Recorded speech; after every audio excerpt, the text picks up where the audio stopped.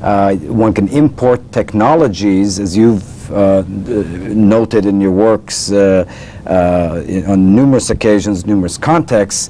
One can transfer technology from one society, from a very developed society to the least developed society. You can build a fabulous factory in the middle of the Sahara Desert, in the least developed part of Africa, but carrying the culture that goes with it, the norms, the trust, the shared understandings. This is very difficult, and this is a very slow process that I think is going to take some more generations. Good. Well, that gets us really, we really haven't defined what we mean by institutions, and you've just done it. You snuck it in on me, because obviously institutions are not only formal rules of the game, which we've talked about, like court systems and constitutional law and statute law and common law and regulations.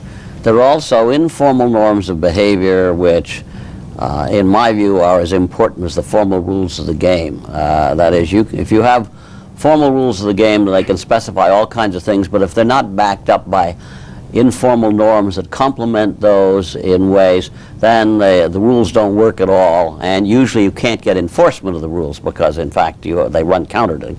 And so that if we have then a proper institutional framework that's going to create an environment that's going to create economic growth and productivity and so on, it's got to be both.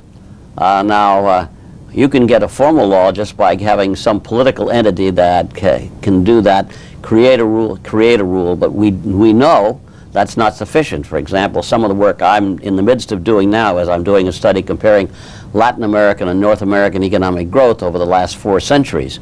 And one of the things that happened in the early 19th century is that Latin American countries, when they became independent, they adopted something like the U.S. Constitution in the view that this would produce an environment like the United States and conducive to growth. Well, you know that the result was radically different. And the reason why is you had the same rules on the books, but the enforcement and the complementary norms were very different, and the result is that the formal laws didn't work at all like that. So one of the things, therefore, we're really very interested in is the informal norms, how they evolve, and how you create a set of informal norms, if you can create them, that will get you to complement really formal rules that work well.